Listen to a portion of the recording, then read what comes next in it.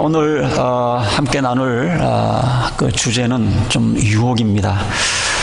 여러분들 전도를 하다 보면 가장 많이 흔하게 듣는 질문 중에 하나가 하나님이 살아계시고 하나님이 사랑이라고 그러시면 왜 세상에 이렇게 고통이 많습니까? 이런 질문을 꼭 받게 됩니다. 하나님이 살아계시고 사랑의 하나님이라고 그런다면 왜 이런 고통이 있는가? 왜 내게서 이런 고통이 떠나지 않는가?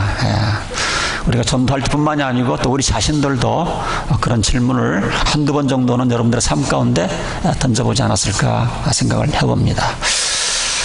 그러나 이 고통은 사실 하나님께서 주신 것이 아닙니다. 하나님께서는 세상을 아름답게 만드셨어요.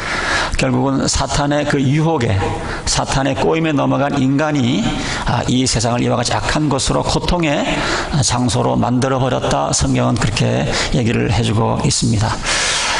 저는 오늘 하나님을 변호하려고 하는 것은 아닙니다. 하나님께서 저 같은 사람이 변호를 필요할 정도로 작은 분이 아니기 때문에 그런데 그러나 우리가 고통이 어떻게 시작됐고 누구에게 책임 있는 것을 분명히 알지 않으면 이 고통을 탓만하고 한탄만 하지 벗어날 도리가 없기 때문에 이 오리진, 이 고통의 그 시발점을 성경을 통해서 좀 알려드리는 겁니다.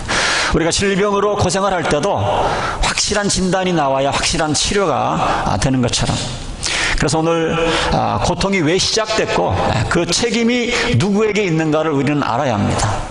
창세기는 3장에서 하나님께서 아름답게 세상을 만드셨지만 마귀, 사탄의 그 유혹에 빠진 우리 최초의 그 부모에 의해서 죄가 세상에 들어왔고 고통이 시작되었다고 설명을 합니다.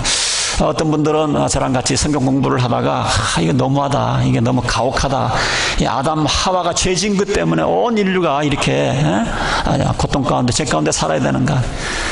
어떤 분은 그래, 너는 천국 가면 그냥 이 아담과 하와를 가만 안 놔둘 끼다, 막 이래가면서 성경 공부를 했던 그런 기억이 납니다. 3장 1절에 보면 뱀은 하나님이 만드신 모든 들짐승 가운데서 가장 간교했다. 뱀이 여자에게 물었다. 하나님이 정말로 너희에게 동산 안에 있는 모든 나무의 열매를 먹지 말라고 말씀하였느냐? 좀 이상하죠. 벌써 유혹입니다. 유혹입니다. 자, 이 사건은 하와가 창조된 후에 얼마 안 있어 일어났는지 우리가 알 수는 없습니다. 그런데 하와가 뱀이 이렇게 말을 했을 때 짐승이 말을 한다, 이상하게 생각을 하고 눈치를 챘어야죠. 이것은 뱀이 하는 것이 아니고 뱀을 도구로 쓰는 어떤 큰 악한 능력이 그 뒤에 역사하고 있다는 것을 깨달아야만 했었을 겁니다. 그런데 하와는 너무 순진해서 지금 자기가 유혹을 받고 있다는 것을 몰랐어요. 그래서 마침내 유혹에 빠지고 말았습니다. 자, 하와를 유혹했던 그 사탄은 지금도 우리를 유혹을 합니다. 그런데 우리가 내가 지금 시험받고 있구나, 유혹받고 있구나 하는 것을 알기만 하면 그 싸움은 반은 이기는데 우리가 그냥 그 꼬임의 유혹에 넘어가는 그런 모습들을 우리는 봅니다. 예나 지금이나 사탄은 이런 창조의 능력이 없기 때문에 그 술법은 똑같아요. 옛날이나 지금이나. 그래서 오늘 짤막짤막하게 우리가 유혹을 조심하면서 살아가야 되는데, 창세기 3장 1절부터 7절에 보면 그 단계가 나와 있는 것 같아요. 첫 번째로 보면 사탄은 어떻게 유혹을 하는가? 하나님의 진리에 대해서 우리들에게 퀘스천 마크를 붙게 해줍니다. 퀘스천 마크. 하나님께서 에덴 동산에 있는 모든 나무의 선악과를 제외한 모든 열매를 먹어도 된다고 그랬습니다. 그런데 3장 1절에 보면 이렇게 말합니다. 하나님이 정말로 너희에게 동산 안에 있는 모든 나무의 열매를 먹지 말라고 하셨느냐? 이렇게 퀘스천 마크를 붙어서 질문하는 겁니다. 그래서 우리가 신앙생활 하다가 아주 뚜렷한 하나님의 진리에 대해서 어떤 그런 퀘스천 마크가 붙기 시작을 하면 내가 지금 유혹을 받고 있다는 사실을 빨리 깨달아야 돼요. 하나님은 살아계시다 그러다가 어느 날인가 갑자기 하나님은 살아계신가 이렇게 질문이 들면 내가 지금 유혹받고 있다는 사실을 기억을 해야 됩니다. 예수님을 영접을 하고 침례를 받았어요. 이제 하나님의 자녀가 되었습니다. 그럼에도 불구하고 정말로 내가 하나님의 자녀가 된 것인가? 이런 마음속에 퀘스천 마크가 생기면 내가 지금 시험받고 있다, 유혹받고 있다는 사실을 빨리 깨달으셔야 됩니다. 물론 이런 의심을 전혀 안 하고 살아갈 수는 없습니다. 때로는 가끔 이런 건강한 의심, 내 믿음을 체크하기 위해서, 내 신앙의 그런 본질을 체크하기 위해서 건전한 질문, 의심은 괜찮습니다. 그러나 이게 계속 반복되면 문제가 되는 것입니다. 사탄은 계속해서 예나 지금이나 이 하나님의 변하지 않는 이 절대 진리에 대해서 계속 인류 역사를 보면 계속 우리 인간들에게 이런 질문을 던지게 만들었습니다. 그때 우리는 얼른 깨달으셔야 돼요. 내가 지금 유혹을 받고 있구나, 시험을 받고 있구나. 자, 2절에 보면 두 번째 방법입니다. 두 번째 방법은 뭐냐면 축복이 하나님께서 우리에게 부어주시는 그 축복을 자꾸 작게 축소시키는 거예요. 2절에 보면 여자가 대답을 합니다. 여자가 뱀에게 대답을 하였다. 우리는 동산 안에 있는 나무의 열매를 먹을 수 있다. 물론 여기 지금 여기에서 나눈 대화를 다 기록하면 부족하죠. 그러나 꽤 긴 얘기가 나눠졌었겠지만 아주 핵심되는 말만 지금 이제 창세기에 써놓은 거라고 우리가 유추해 볼 수가 있습니다. 2절에 보면, 근데 재밌는 것은 단어를 하나 뺐어요. 2장 16절. 2장 16절에 보면 이렇게 말씀을 했어요. 원래는 동산에 있는 모든 나무에, 영어로 보면 any tree라고 이렇게 표현을 해주고 있는데, 모든 나무의 열매는 내가 먹고 싶은 대로 먹으라 했는데, 하와가 여기 지금 3장으로 와가지고는 이 모든 any라고 하는 이 부사를 빼버립니다. 무슨 말입니까? 사단이 지금 마음속에 왜 그럴까 하는 의문을 싹 던져주었을 때에 이 의문이 마음속에서 지금 이제 작동하기를 시작을 한 거예요. 그리고는 하나님께서 그렇게 모든 것을 주셨는데 그것이 부족하게 느껴지기 시작을 합니다. 먹지 못하게 한 이것이 자기 의식에 들어오기 시작을 합니다. 왜 그랬어요? 원래 하나님께서 말씀하신 그 모든 중요한 그 부사를 빼버렸기 때문에 그렇습니다. 우리도 하나님께서 주신 것이 갑자기 다른 사람과 비교를 하면서 적게 생각이 되고 불만이 생기기 시작을 하면은, 여러분, 내가 지금 시험을 받고 있다라고 생각을 하시면 됩니다. 빨리 또 우리가 깨달아서 거기서 나오셔야 됩니다. 옛날에 아내가 참 이뻐 보여서 참 아내를 보면서 하나님 이렇게 귀한 아름다운 아내를 주셔서 감사합니다 이렇게 기도한 적이 있었는데, 어느 날인가 갑자기 아내의 불편한 모습이 들어오기 시작을 합니다. 옛날에는 못 느꼈는데 요즘은 왜 이렇게 밥 먹으면서 씹는 소리가 유난하게 크게 나는지. 옛날에는 아주 잠자는 모습이 참 순진해 보였는데 어떤 남편이 저한테 몰래 와가지고 살짝 그런 얘기를 하더니 요즘 제 남편 자는 모습이 너무 무식해 보여요. 자기는 잘 때 더 무식하게 보일 텐데 뭐 잘났다고 아내 흉본을 보는 거예요. 처음에 익투스교에 왔을 때에 참 이렇게 메릴랜드 지역에 이렇게 좋은 교회가 있나, 이렇게 감사함으로 시작을 했어요.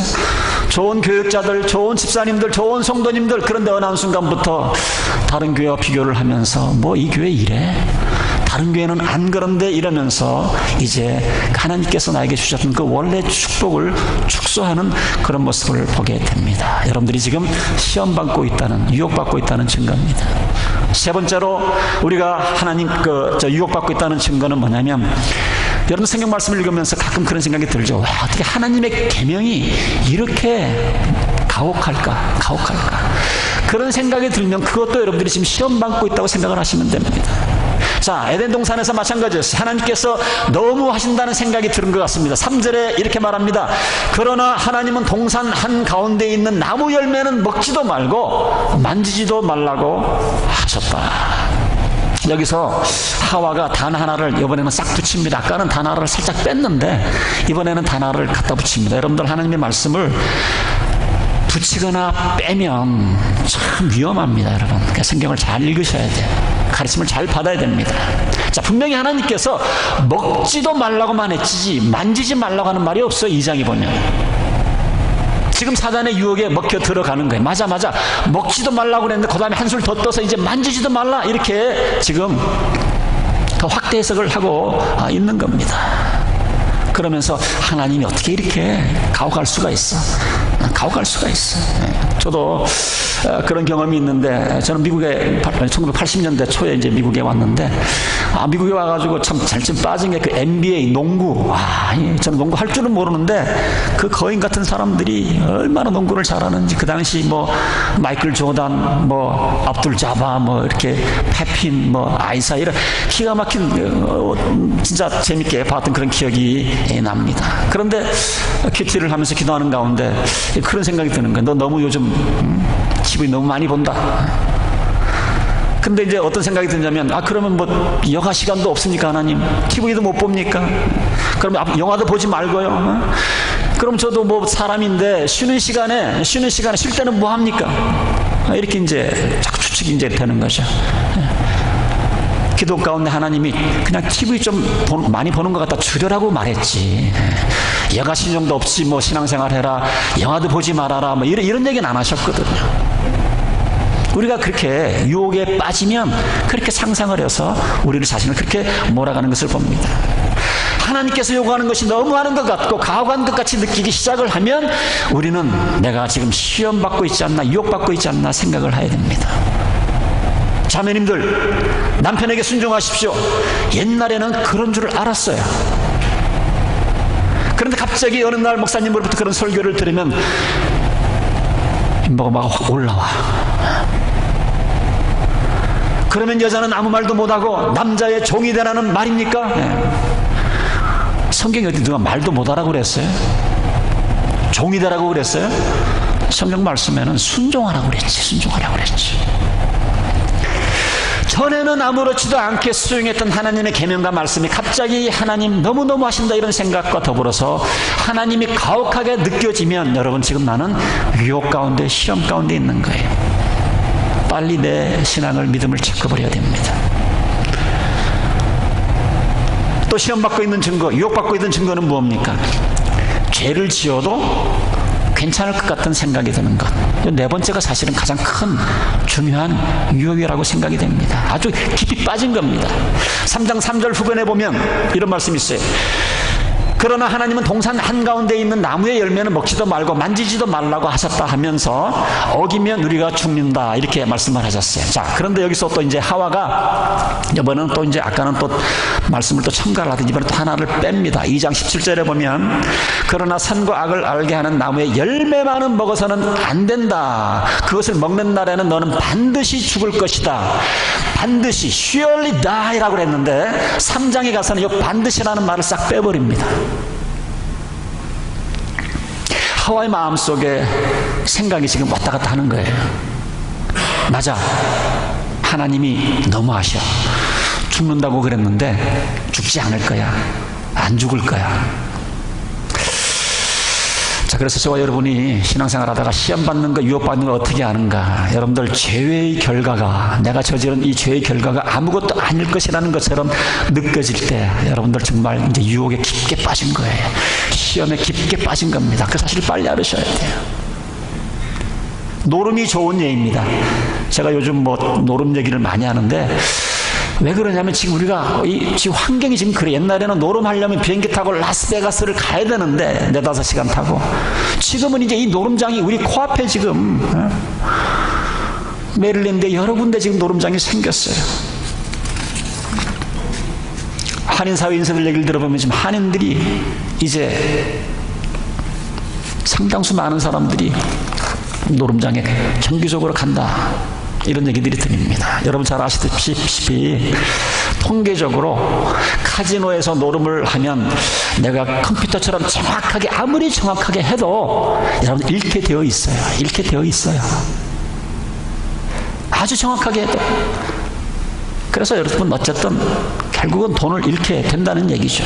그런데 내가 그런 데 가서 노름을 해도 내 가정에 경제적인 영향을 미치지 않냐고 한 걸음 더 나가서 내가 돈도 벌 수 있다, 이런 생각, 벌써 여러분들 유혹의 시험에 깊게 빠진 겁니다. 깊게 빠진 거예요. 그래서 나중에는 노임이라는 것이 가정에도 사업에도 영향을 미치지 않고 있다, 이렇게 죄의 결과를 부인해버리면 여러분들 깊게 빠진 겁니다. 우리 미국에 사는 사람들은 별로 그런 예가 없다고 저는 생각을 하는데, 한국에서는 아직도 남자들이 술집 가서 술집 여자하고 뭐 자고 그러는 모양입니다. 그리고 젊은 여자들도 길에서 뭐 아무나 남자하고 만나서 마음에 들면 하룻밤 데이트하고 그러는 모양인데, 여러분들 그게 얼마나 위험합니까? 한국에는 아직도 2017년 통계를 보니까 에이즈 환자가 아직도 한 13,000명 확인된 것만. 그러나 보고되지 않은 사람들까지 숫자가 되면 얼마나 많은 사람들이 아직도 그 에이즈 환자가 있을 터인데, 이렇게 에이즈가 도는 이 시대에 아무랑 자고, 만약에 술집 여자하고 잤다 그러면 그 순간부터 그 술집 여자와 동침한 수많은 남자와 더불어 자는 것 아닙니까? 근데 나는 괜찮을 것이다. 괜찮을 것이다. 이런 죄의 결과를 약화시키는 것, 여러분들이 유혹에 깊게 빠져서 그래요. 지금 시험에 들어도 아주 깊은 시험에 빠졌다는 사실을 아셔야 됩니다. 뱀이 이 사실을 알고 4절에 틈새로 들어가서 이렇게 말합니다. 뱀이 여자에게 말하였다. 너희는 절대로 죽지 않는다. 틈을 딱 벌려놓으니까 이제 못을 확 박는 거야. You will surely not die. 죽지 않을 거야. 죽지 않을 거야. 하나님은 너희들이 나무 열매를 먹으면 너희의 눈이 밝아지고 하나님처럼 되어서 선과 악을 알게 된다는 것을 아시고 그냥 그렇게 말씀하신 거야. 속지 마라. 여기서 하와가 꽉 넘어갑니다. 딴 사람은 몰라도 나는 죄를 지어도 아무렇지 않을 것 같고, 나는 죄를 지어도 안 들킬 것 같고, 나는 죄를 지어도 한두 번 지어도 맘만 먹으면 벗어나올 것 같고, 그때에 여러분 우리는 깊은 시험에 이미 유혹 가운데 빠졌다라는 사실을 아셔야 됩니다. 유혹에 빠지면 어떻게 됩니까? 6절에 보면 여자가 그 나무의 열매를 보니 먹음직도 하고 보암직도 하였다. 그뿐만 아니라 사람을 슬기롭게 할 만큼 탐스럽기도 한 나무였다. 여자가 그 열매를 나무를 따서 먹고 함께 있는 남편에게 주니 그도 그것을 먹었다. 뱀과 여자가 대화가 오고 갈 때 아담은 그 자리에 없었던 것으로 보입니다. 그래서 하와가 먼저 먹고 그 다음에 남편에게 줬습니다. 가만 보니까 그 먹으면 죽어야 되는데 안 죽었어요. 그러니까 남편도 같이 먹게 됩니다. 아마 이 과일을 먹으면 하나님과 같이 될 거라고 아마 생각을 해서 하나님께서 먹지 말라고 하신 모양이다. 그러면서 먹었어요. 자, 그 다음에 무슨 일이 생겼습니까? 사탄이 약속한 대로 눈은 떴을지 모르지만 그 결과는 행복이 아니라 파괴였습니다. 그때부터 인류의 이 파괴가 시작되는 거예요. 제일 먼저 온 것이 뭔가 하면 자신의 파괴입니다. 내적인 파괴입니다. 수치심입니다. 7절에 보면 그러자 두 사람의 눈이 밝아져서 자기들이 벗은 몸인 것을 알고 무화과 나무 잎으로 치마를 엮어서 몸을 가렸다. 그 전에는 이런 수치심이 없었습니다. 그러나 이 수치심이 찾아온 거예요. 어떤 사람은 죄를 너무 많이 지어서 수치심 같은 것을 느끼지 않는 것처럼 보이는 사람들이 그런데 그렇지 않습니다. 아무리 흉악범이라 할지라도 체포된 다음에 카메라를 들이대면 제대로 쳐다보지 못합니다. 고개를 옆으로 돌립니다. 수치심 때문입니다. 여러분, 어떠한 모양의 죄든 우리가 죄를 짓게 되면 이런 수치심을 갖게 돼요. 그래서 이 수치심이 크면 어디까지 갑니까? 그 수치심으로 인해서 나는 더럽혀진 몸이다, 이런 낭만감 때문에 어떤 사람은 자기 몸을 그냥 헌시작 버리듯이 몸을 파는 여자가 되기도 하고, 때로는 어떤 수치심 때문에 술 중독에 빠지기도 하고, 마약 중독에 빠지기도 하고, 노름에 빠지기도 하고 그러는 것 아닙니까? 심리적으로 보면 보통 중독 증세를 갖고 있는 사람들은 그 마음속에 어릴 적 형성된 깊은 수치심이 원인이라고 합니다.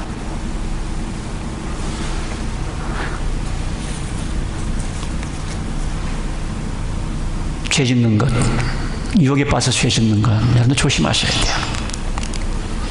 수치심이 때로는 이 사람과 관계도 굉장히 불편하게 만듭니다. 이 수치심이 크면 사람을 제대로 사귀지 못합니다. 부부관계에서도 많은 문제가 생기게 되는 것을 볼 수가 있어요.